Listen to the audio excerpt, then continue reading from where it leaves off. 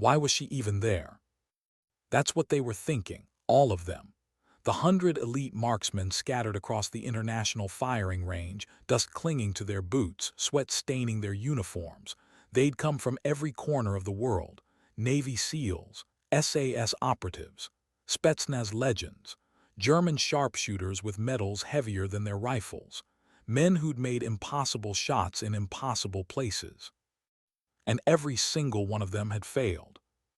The target had screamed past at 100 kilometers per hour, a blur on the rails, visible for less than a second. Not one bullet had even come close. Now, standing at the edge of the range, watching the wind kick up sand in angry little spirals, she felt it. That familiar weight pressing down on her chest. The one that never really went away.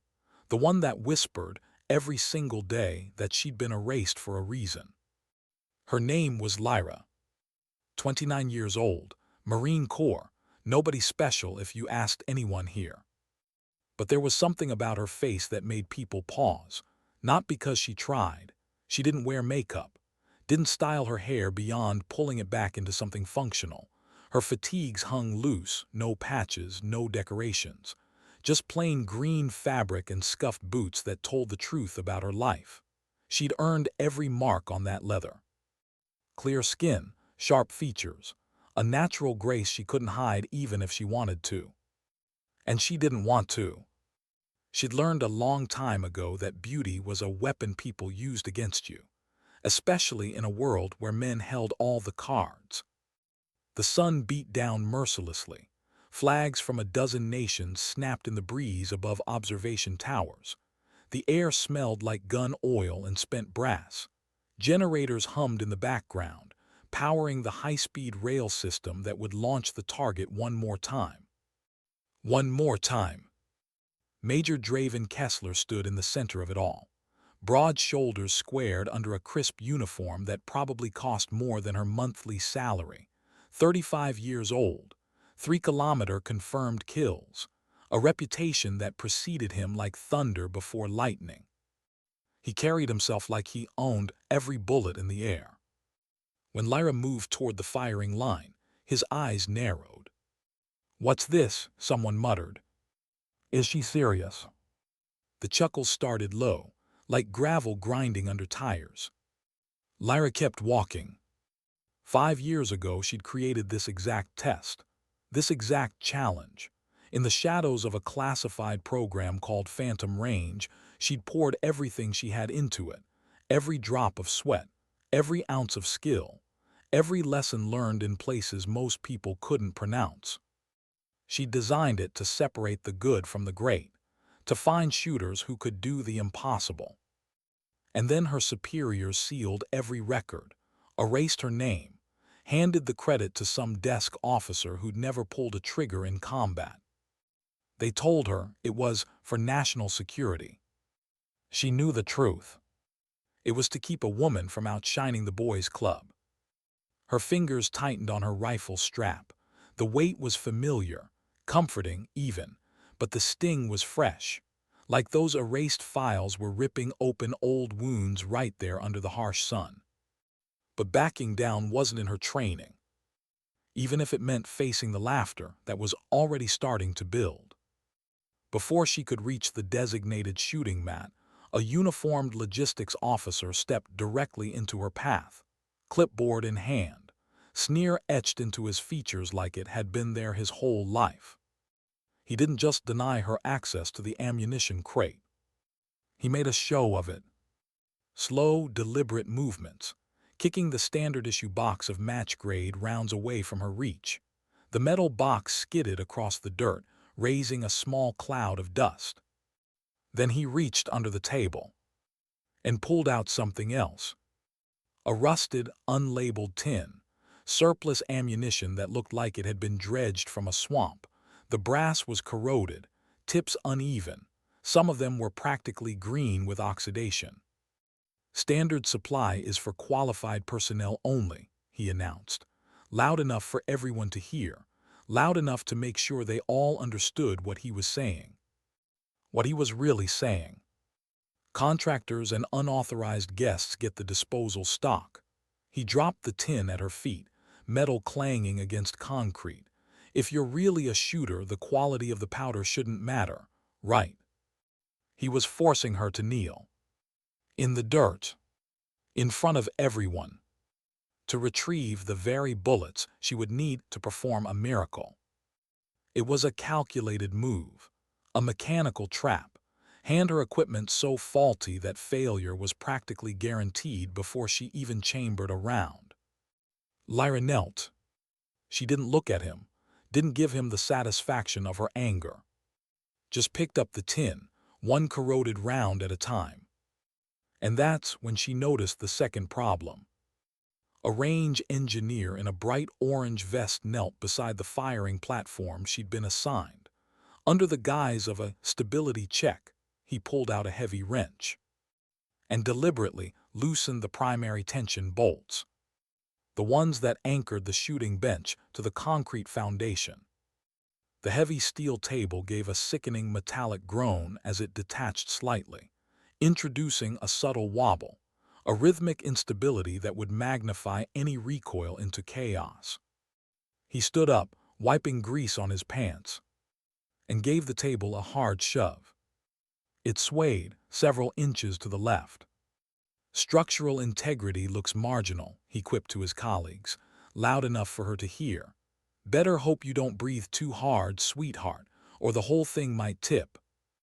It was a kinetic trap, forcing her to not only fight the wind and the target speed, but to use her own core muscles to physically wrestle a 300-pound steel table into stillness, while aiming, while controlling her breath, while making a shot that had already defeated 100 of the world's best. But there was something else. Something they didn't know. Something she hadn't told anyone. Not yet.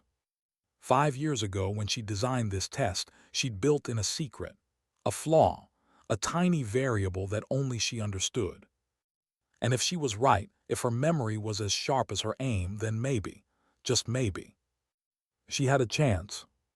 The range stretched out before her, wide and barren. Observation towers ringed the perimeter. The low hum of generators filled the spaces between heartbeats. Men gathered in clusters, some slapping backs, others staring at the empty track where the target would appear and disappear in less than a second. 100 marksmen had tried. 100 marksmen had failed. Now it was her turn. The woman they'd erased, the woman they'd tried to bury. But there was something about the way she moved, something about the set of her jaw, the steadiness in her hands as she inspected those corroded rounds. She wasn't afraid. Or if she was, she'd learned to carry it like a soldier, quiet, controlled, tucked away where no one could see it bleed. Major Kessler watched her from across the range, his face twisted in that smug frustration of a man who hated losing but loved being in charge. He'd spent his entire career being the best, the one everyone looked to, the standard by which all others were measured. And now this woman, this nobody, was walking onto his range like she belonged there. Lyra crossed the perimeter line, and a barrier of silence slammed down around her, isolating her from the casual camaraderie of the men, from their jokes, their respect, their brotherhood. A tactical coordinator named Griggs, heavyset and red-faced from the heat, let his clipboard drop into the dust, right in her path. He didn't apologize, didn't even look down, just waited with a smirk for her to step around it or trip. Lyra didn't break stride. She adjusted her gait, stepped over the obstacle with a fluidity that made his pettiness look exactly like what it was. Pathetic. But it sparked a fresh wave of snickering from the onlookers. Small, petty, the kind of dominance plays designed to rattle a shooter's focus before they even touch their weapon. The set of her jaw remained rigid. She refused to give him the satisfaction of a flinch or a glare. Just as she cleared the obstacle, a shrill whistle blew from the safety officer's podium. A man clearly on someone's payroll. He marched over, demanding a compliance check on her eyewear. Without waiting for permission, he reached out and snatched the ballistic glasses off her face. "Tint's non-regulation for current light conditions," he barked. He held them up to the sun, smudging the lenses with his greasy thumbs, rubbing a layer of oil right over the center of the visual field. Then he shoved them back into her chest. "Clean them up or get off the line." He knew full well she had no microfiber cloth. It was a tactic to blur her vision, to force her to shoot through a haze of someone else's filth. Lyra didn't panic, didn't try to wipe them on her dirty fatigues. She simply hooked the glasses onto her collar and stared at the target area with naked eyes, accepting the risk of wind and dust rather than playing their game. Her gaze sharper than any lens they could ruin. Just as she began to settle into position, the designated spotter assigned to her lane stood up abruptly, unclipping his radio, folding his tripod. He looked at Kessler for approval, then spat on the ground near her boots. "I don't spot for civilians or administrative staff," he announced, his voice carrying over the wind. "My training is for warriors, not for whatever this is." He walked away, leaving her without a spotter, without the second pair of eyes that every precision shooter needs, the person who reads wind, calculates drift, confirms the hit. She'd be shooting blind, completely alone. And they all knew it. But what they didn't know was this. Lyra had trained herself to shoot without a spotter years ago, in the mountains of Afghanistan, where calling for backup meant compromise, where silence was survival. She'd learned to read the wind with her skin, to feel the temperature drops that signaled a gust, to watch the way dust moved across open ground. She didn't need their help. She never had. As she knelt to collect the corroded rounds, a shadow fell over her, cast by a hulking figure from a specialized PMC unit, men known more for brutality than finesse. He didn't speak. Didn't need to. He simply uncapped a bottle of water and poured it directly onto the shooting mat where she was required to go prone.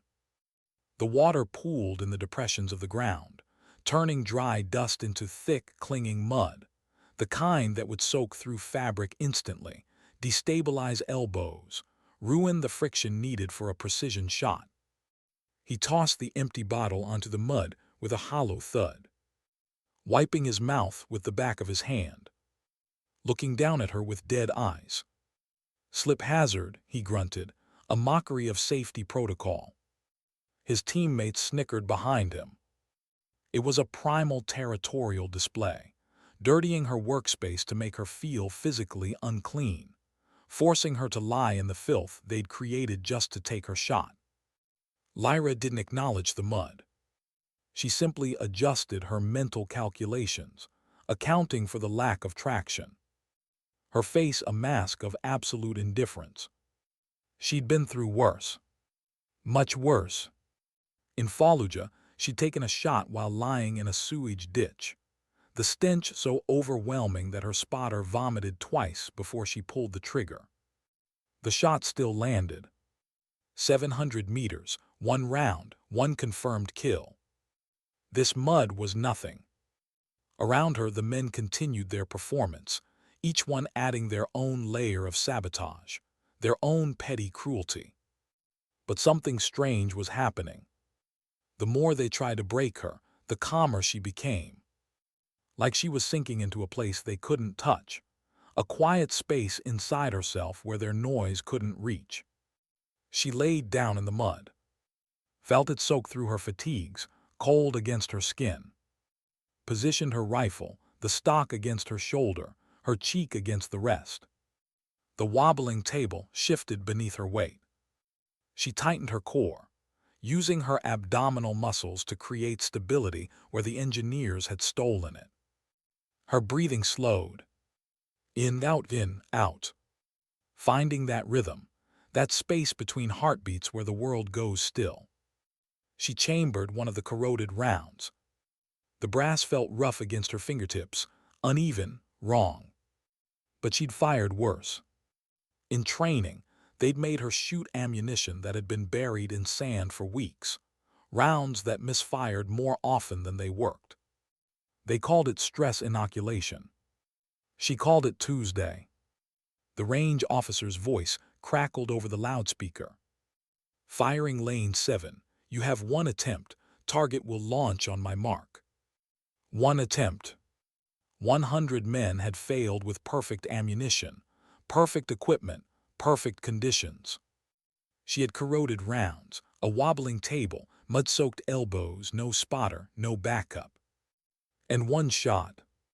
The generator hummed, the rail system powered up. Somewhere in the observation tower, someone was probably laughing, probably placing bets on how badly she'd miss. But Lyra wasn't thinking about them anymore. She was thinking about the secret, the flaw she'd built into this test 5 years ago.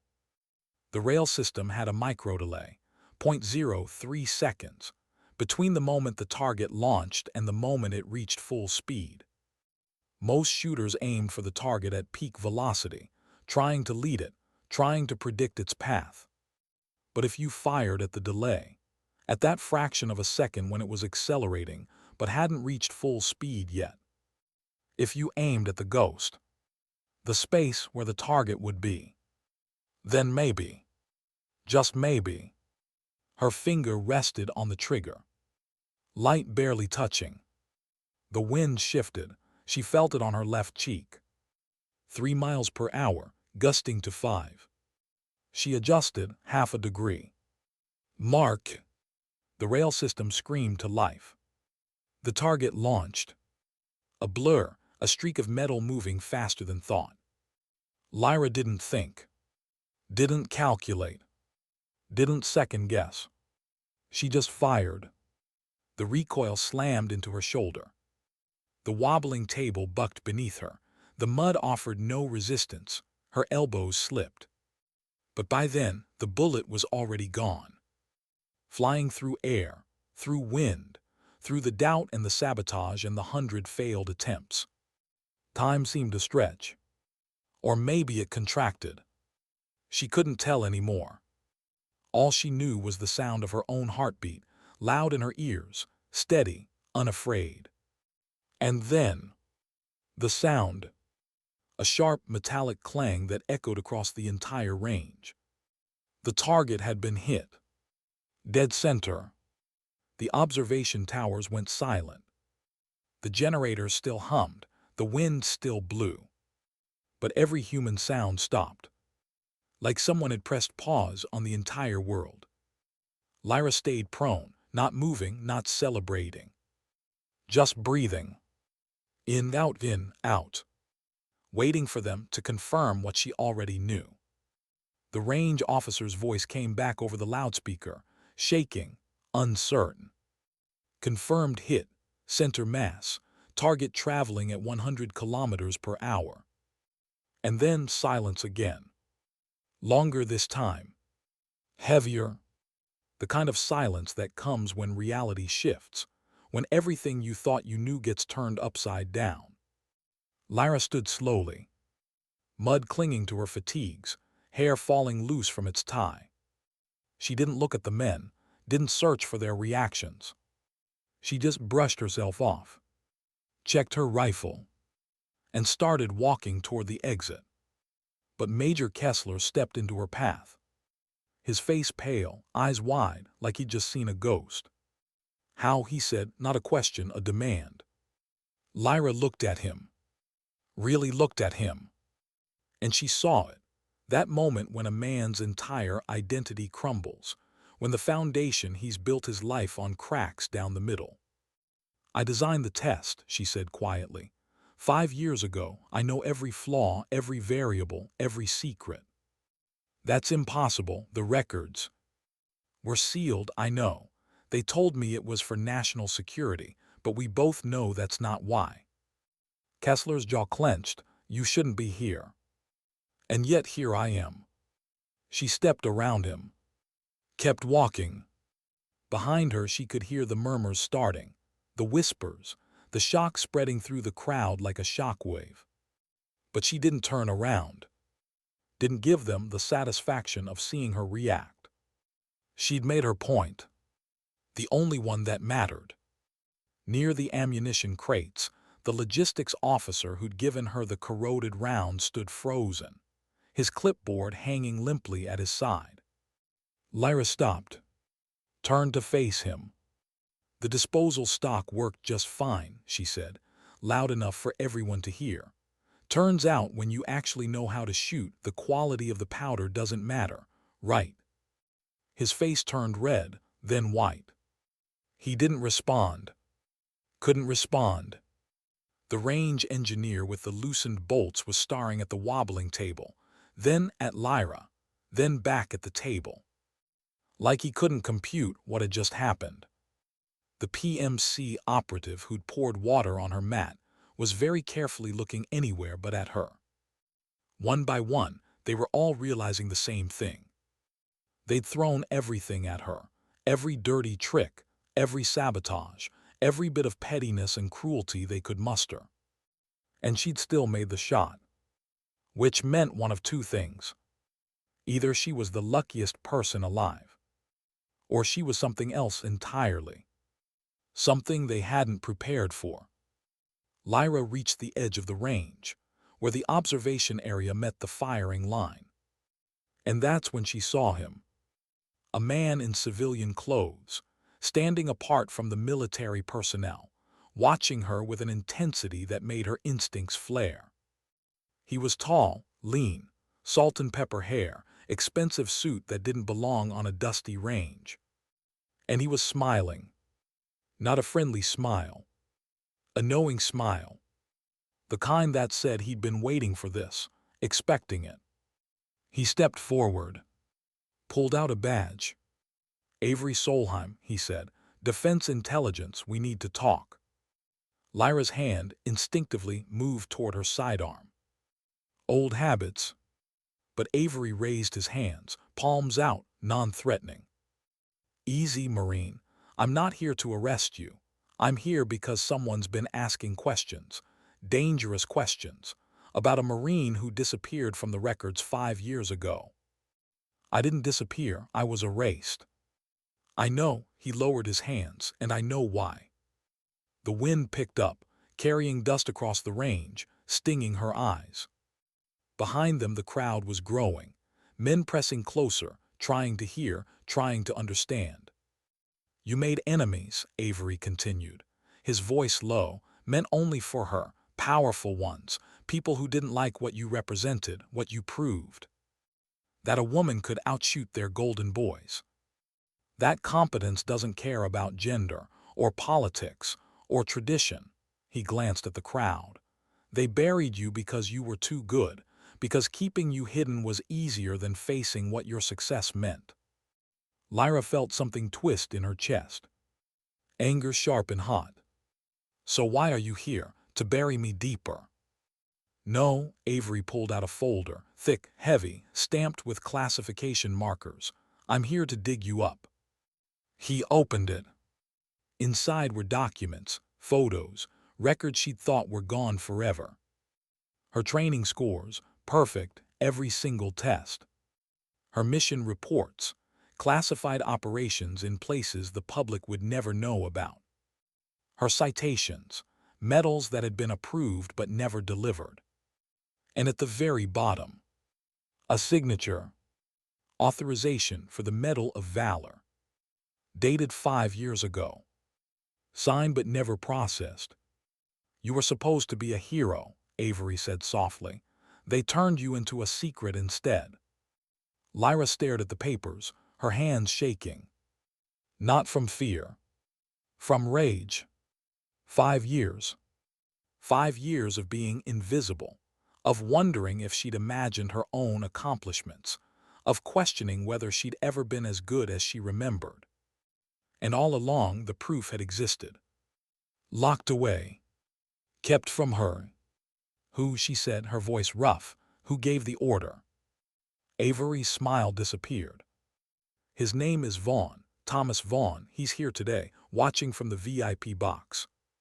Lyra looked up, toward the observation towers. And there he was, a man in his 50s, expensive suit, military bearing despite the civilian clothes. He was standing at the window, staring down at her. And he didn't look surprised. He looked furious. "He's been protecting his investment," Avery explained. "Major Kessler, the golden boy, the face of precision shooting for the past 5 years. Vaughn's been sponsoring him, using him to push his private military contracting business. And I would have ruined that." "You did ruin it, 5 years ago, when you outscored Kessler in every category, when you made him look average." Avery closed the folder. "So Vaughn used his connections, buried your records, made sure you'd never threaten his golden boy's reputation again." Lyra's grip on her rifle tightened. "Until today." "Until today," Avery agreed. "And now the whole world is watching. That shot you just made, it's already going viral. Every camera on this range caught it. Every news outlet is going to want the story." He handed her the folder. "So I'm giving you a choice. You can walk away, stay buried, let them spin whatever narrative they want." He paused. "Or you can take this, go public, and burn their whole operation to the ground." Lyra looked at the folder, then at Avery, then at the crowd of men still staring at her. And she smiled. For the first time all day. A real smile. Not friendly. Not kind. A smile that promised consequences. "Let's burn it down," she said. Avery nodded. "I was hoping you'd say that." He turned to the crowd, raised his voice. "Gentlemen, I have an announcement." The murmurs stopped. Everyone turned to face him. "My name is Avery Solheim, Defense Intelligence, and I'm here to correct a grave injustice." He opened the folder, held up the first document. 5 years ago, a Marine Corps sharpshooter named Lyra Halden designed the test you all just witnessed. She achieved a perfect score. She saved an entire squad with an impossible shot under hostile fire. He paused, letting that sink in. And her superiors buried every record, sealed her files, erased her name. Why? Because her success threatened the status quo. Gasps rippled through the crowd. Avery pulled out another document. "This is her original evaluation. Perfect scores across every category. Marksmanship, tactical planning, mission execution. She didn't just meet the standard, she set it." Major Kessler's face had gone white. "And this," Avery continued, pulling out a photo, "is the shot that got her erased. 1,700 meters, target moving at 30 kilometers per hour. Hostile fire incoming, zero visibility. She made the shot, saved 8 men." He looked directly at Vaughn in the VIP box. "And Thomas Vaughn, private military contractor, used his connections to seal those records. Because his investment, Major Draven Kessler, looked like an amateur by comparison." The crowd erupted. Shouts, accusations, disbelief. Vaughn was already moving, trying to leave the VIP box. But security was blocking his path. Avery had planned this. Every move. Every reveal. "The sabotage you all witnessed today," Avery's voice cut through the noise. "The corroded ammunition, the loosened bolts, the deliberate interference, all orchestrated to make her fail, to protect a lie." He turned to Lyra. "And she made the shot anyway." Silence fell again. Different this time. Heavier. Respect slowly replacing shock. One of the younger shooters, a kid barely 25, stepped forward. He pulled off his unit patch and held it out to Lyra. "Ma'am," he said quietly, "I'm sorry." Others followed, one by one. Some offering patches, others saluting. A few just nodding, unable to find words. The German marksman, who'd been the loudest heckler earlier, walked over. He was massive, probably 6'5", hands like sledgehammers. He stopped in front of Lyra, and slowly, deliberately, he unholstered his custom rifle. A piece of art, worth more than most cars. He held it out, barrel first, handle toward her. "I am not worthy to carry this while you are on the field," he said, his voice thick with emotion, his accent heavy. It was a surrender, a profound traditional apology. He placed the weapon at her feet and walked away, retiring from the sport right there. The shock of it silenced the remaining murmurs. Lyra looked at the rifle, then at the man's retreating back. She didn't pick it up. Didn't need to. The gesture was enough. But Vaughn wasn't finished. From the VIP box, his voice boomed over the loudspeaker. Desperate, furious. "She's a traitor, that's why the files were sealed. She sold us out." The crowd hesitated. The word traitor carried weight, heavy stigma. It was a Hail Mary, a last desperate attempt to brand her with the worst label a soldier can carry. But Avery simply turned the page of the dossier he was holding and held it up to the cameras. It was a citation for the Medal of Valor, signed but never delivered, dated 5 years ago. The reason for the seal was operational security, Avery read aloud. Asset too valuable to publicize. He looked up at Vaughn. "She wasn't a traitor. She was a weapon you wanted to hoard for yourselves." Vaughn slumped in the grip of security guards. His last weapon misfiring. His reputation crumbling in real time. Sponsors were already pulling out. News feeds lighting up with exposure of his biased funding, his interference, his sabotage. It wasn't flashy revenge. Just consequences unfolding. Truth settling like dust after a storm. One of the younger spectators, a girl no older than 10, slipped under the security rope. She'd been watching from the stands with her father. She ran onto the field, small legs pumping. She held out a plastic toy medal, the kind you win at school fairs. "For you," she squeaked, terrified but determined. Lyra knelt down, eye level with the child, ignoring the chaos of ruined men around her. She took the plastic star as if it were solid gold. "This is the only one that counts," she told the girl, loud enough for the cameras to hear.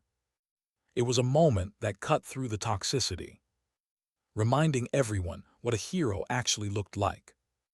Not a person chasing glory, but someone willing to kneel in the dirt for a child's gift. A group of younger cadets, tasked with cleaning brass, stopped their work. In a spontaneous formation, they lined up along the exit path, snapping to attention as Lyra passed. They were the future of the military, and they were choosing their idol. Right there, ignoring the commands of their baffled sergeants. They didn't salute Major Kessler. They saluted the woman in the dirty fatigues. It was a generational shift happening in seconds. The old guard watching helplessly as youth chose competence over tradition. Kessler, stripped of his rank insignia by Avery on the spot, fell to his knees in the dust. He didn't cry, just stared at the empty target rail. "I built my whole life on being the best," he whispered to the ground. "And I was never even close." It was the total collapse of a narcissist. The realization that his entire identity was a construct, built on the exclusion of people like Lyra. He looked small, just a man in dirty clothes. The giant shadow he'd cast evaporating in the noon sun. A sudden notification pinged. Every phone in the vicinity, simultaneously. A mass alert from the Global Defense Council. The video of Lyra's shot had gone viral so fast that the council issued an immediate override of old classification protocols. Status of Operative Lyra Halden restored, rank, colonel, all honors reinstated effective immediately. The text scrolled across hundreds of screens. She outranked everyone on the field. The men who had sneered at her were now technically her subordinates. The irony was absolute. Lyra walked over to the spot where she'd fired the shot. She bent down, picked up the single-spent brass casing. It was hot, jagged, tarnished. She rolled it between her fingers. This was the only souvenir she wanted. Not the apology, not the reinstatement, but the brass. Physical proof that she existed, that she acted, that she impacted the world. She slipped it into her pocket. A talisman against the lies they would try to tell tomorrow. As the sun began to dip, casting long shadows across the range, the base commander walked to the main flagpole, where the Joint Task Force flag flew, the symbol of the exclusionary boys' club that had run this place for decades. Without a word, he lowered it. In its place, he raised a simple black flag with a white reticle in the center. The old, forgotten insignia of the Phantom Range Unit. A visual declaration. This reign no longer belonged to politicians or sponsors. It belonged to the ghosts who could actually shoot. The fabric snapped in the wind, flying higher than the national flags. A pirate banner for the competent, signaling a new regime where skill was the only currency that mattered. As Lyra prepared to leave, the Navy SEAL who'd been first to show disbelief approached. He didn't say a word, just ripped the trident badge off his uniform, the most coveted symbol in his world, and pressed it into her hand. Then he saluted. Long, slow, lasting until she acknowledged it. It wasn't a gift. It was recognition that she belonged to a brotherhood that had tried to reject her. And now she was its king. But there was one more person she needed to face. As the crowd began to disperse, a man emerged from the shadows. Older, weathered, moving like someone who'd spent years in the field. Sterling. She recognized him immediately. One of the instructors who'd sealed her files 5 years ago. He walked up to her slowly, his face hard, unreadable. "You shouldn't have come back," he said, low enough for only her to hear. Lyra tensed, but Sterling continued. "You know they'll kill you for this. You've made too many enemies, exposed too much." It was a chilling reminder. This wasn't just about ego or reputation. This was about deep military assets, classified programs, money, power. The kind of things people disappeared over. Lyra looked him in the eye. "Let them try," she whispered back. "I'm not the secret anymore, I'm the news." Sterling studied her face. Then slowly he nodded. "Good," he said, "because I was wrong. 5 years ago we all were." He reached into his jacket, pulled out a flash drive. "Backups of your files, everything they tried to erase. I kept copies just in case." He pressed it into her hand. "Stay alive, Lyra. The world needs more people like you."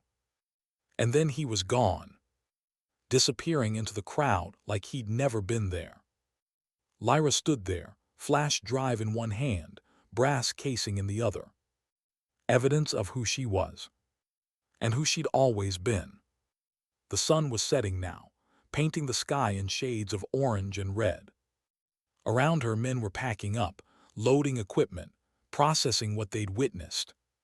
Some would tell the story honestly. Others would twist it, make excuses. But the truth was out there now. Recorded, verified, undeniable. Lyra accepted the honor medal from Avery, her hand steady as she pinned it on. No smile, just a nod. The 100 men watched in stunned quiet, some clapping slowly, others turning away, unable to face what they'd done. She walked off the range, rifle slung, the wind picking up again, carrying away the echoes of their doubts. In the days that followed, stories spread. Her name no longer hidden. A quiet legend taking shape. Those who judged her learned the hard way. The logistics officer who'd given her corroded ammunition, benched from future events, exposed online for prior sexist behavior. The range engineer who'd loosened the bolts, dropped by his unit sponsors, doors closing one by one. The PMC operative who'd poured water on her mat, blacklisted from international competitions. It wasn't flashy revenge, just natural consequences. The kind that happen when the truth comes out. Vaughn faced criminal charges for interference and fraud. His company collapsed within weeks. Kessler was demoted, reassigned to a desk job. His endorsements vanished overnight. But Lyra, she didn't celebrate, didn't gloat. She just went back to work, quietly training the next generation, teaching them that competence doesn't need approval, that dignity doesn't require recognition, that sometimes the most powerful thing you can do is simply prove them wrong. Not with words, but with action, one impossible shot at a time. And when young recruits asked her about that day, about the 100 men who failed and the one woman who didn't, she would pull out that brass casing, tarnished, imperfect, and she'd tell them the truth. They gave me the worst ammunition, the worst equipment, every disadvantage they could create. She'd pause, and I still made the shot. Not because she was special, not because she was lucky, but because she'd trained for exactly this. For the moment when everything goes wrong and you still have to perform. That's what separates us, she'd say. Not our perfect conditions, but what we do when everything's broken. The recruits would nod, understanding. Some would ask about the sabotage, the cruelty, the injustice. And Lyra would give them the same answer every time. The world isn't fair. People will try to stop you, to undermine you, to make you quit. She'd meet their eyes. Your job isn't to change them. It's to be so undeniably good that they can't ignore you anymore. It was a hard lesson, one she'd learned in mud and dust and corroded brass. But it was true. Years later, the Phantom Range test became legendary, a rite of passage for elite shooters. And every single one of them knew the story of the woman who'd designed it, who'd been erased for being too good, who'd come back and made the shot that changed everything.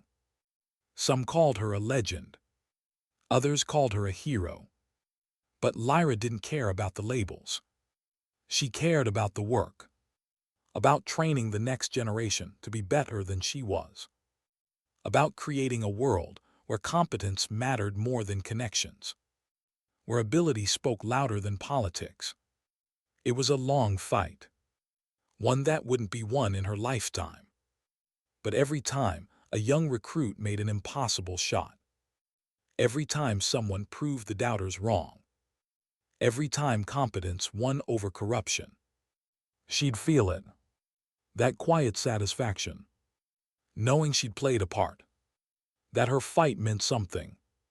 The brass casing stayed in her pocket, a reminder, not of victory, but of resilience, of the moment she chose to stand up instead of walk away, of the shot that said, I'm here, I matter, and you can't erase me anymore.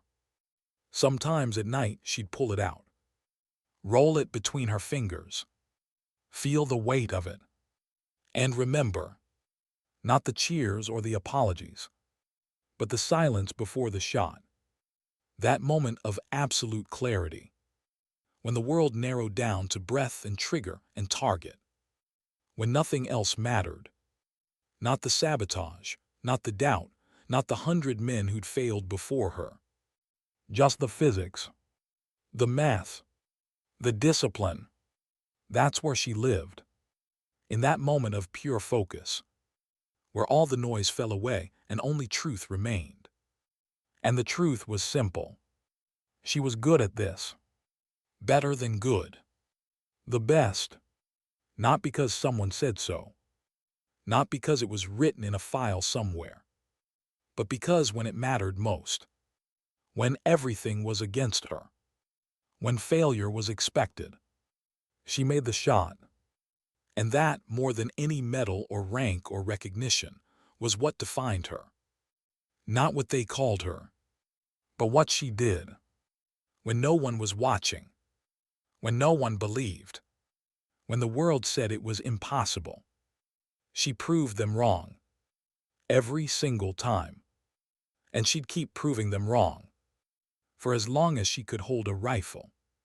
For as long as there were targets to hit. For as long as there were people who needed someone to show them that impossible was just a word. Nothing more. Nothing less. The wind carried her name now, whispered in training grounds around the world. Lyra, the Marine who couldn't be erased, the shooter who made the impossible shot, the woman who changed everything. But she didn't hear it. She was already focused on the next target, the next challenge, the next moment when the world would say it couldn't be done. And she'd smile, that quiet knowing smile, and whisper back, "Watch me." Because sometimes dignity doesn't speak. It simply acts. And the shot lands exactly where it's supposed to. Every time.